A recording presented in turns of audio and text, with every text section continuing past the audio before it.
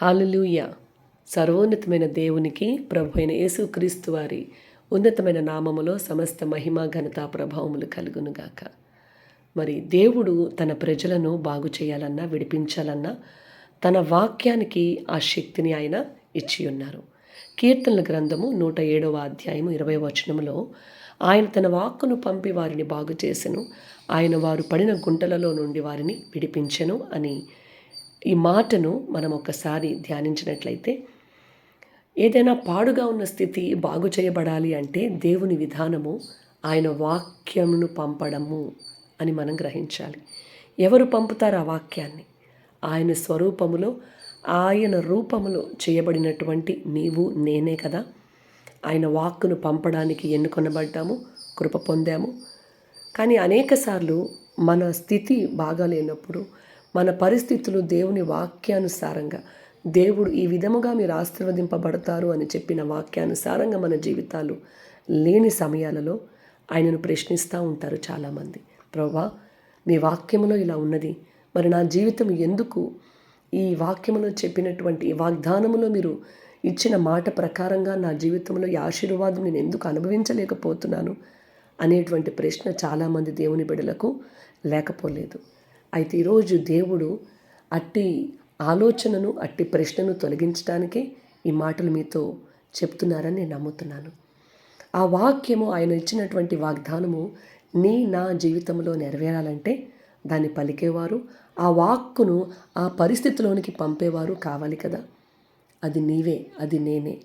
అవును, ఆయన పోలికలో, ఆయన స్వరూపములో చేయబడినటువంటి మనము ఆయన వాక్యమును పలికినప్పుడు, ఆ వాక్యమును వెల్లడి చేసినప్పుడు వెలుగు కలుగును అని కీర్తనల గ్రంథము 119వ అధ్యాయము 130వ వచనంలో దేవుడు వ్రాయించారు.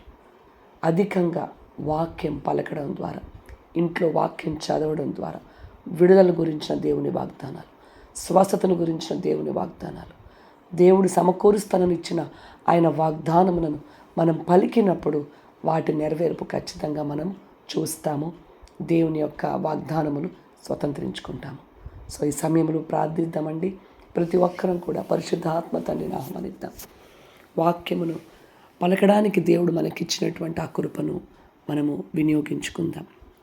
మహాగణుడా, పరిశుద్ధుడా, పరలోకమందున తండ్రి, నజరేయుడైన యేసుక్రీస్తు నామమును బట్టి ఇదిగో నాయన, ఈ ప్రార్థనలో ఏకీభవిస్తున్నటువంటి నీ బిడ్డల జీవితంలో అది ఏ సమస్య అయినప్పటికీ, ఏ యొక్క పరిస్థితి అయినప్పటికీ, అవును తండ్రి, మీరు సిలువలో చేసిన బలియాగమును బట్టి అయ్యా, మరి గొప్ప విడుదల కార్యము వాడు అనుభవించుటకు నీ కృపను దయచేయండి. ఏ వాక్యము ద్వారా నాయన, అవును తండ్రి, వారి విడుదల మార్గమును మీరు సిద్ధపరిచారు, ఆ వాగ్దానమును పలుకుటకు కావలసిన విశ్వాసమును దయచేయండి. అవును ప్రభా, 1 పేతురు 2:22వ అధ్యాయం 24వ వచనం ప్రకారం యేసుక్రీస్తు వారు పొందిన దెబ్బలను బట్టి అనారోగ్యంతో ఉన్న వారికి స్వస్థత కలుగునుగాక. బంధికంలో ఉన్న వారికి యెషయా గ్రంథం 61వ అధ్యాయములో 1వ వచనములో, ప్రభో యెహోవా ఆత్మ, ఇదిగో ప్రభ, నీ రూపములో చేయబడిన మా మీద మీరు కుమ్మరించి ఉన్నారు, మీ ఆత్మ చేత మమ్మల్ని అభిషేకించి ఉన్నారు, బంధింపబడిన వారికి విడుదల కలుగునుగాక అని ప్రార్థిస్తున్నాం.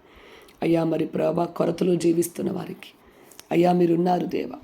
అయ్యా, మరి మీరు శ్రీమంతుడై ఉండి కూడా మా కొరకు దీనత్వాన్ని హత్తుకున్న దేవుడు అని అయ్యా మాకు మీరు తెలియపరిచారు.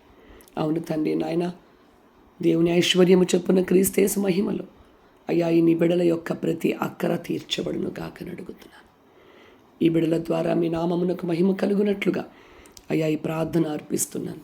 ప్రతి ఒక్కరూ విన్న వాక్యం ప్రకారముగా వారి జీవితాలలో అనుదినము వాక్యాన్ని అయ్యా మరి గట్టిగా, బిగ్గరగా అయ్యా పలకడానికి, అవును తండ్రి, వాక్యం అనేటువంటి వెలుగును వారి కుటుంబాల్లో విడుదల చేయడానికి, సమస్త చీకటిని కూడా వారి జీవితాల్లో నుండి పారద్రోలడానికి నీ కృపను మెండుగా మీరు అనుగ్రహించి మీరు మహిమ పొందమని నజరేయుడైన యేసుక్రీస్తు నామమున ప్రార్థించి స్తుతించి వేడుకుంటున్నాను పరలోకపు తండ్రి. ఆమేన్. God bless you all.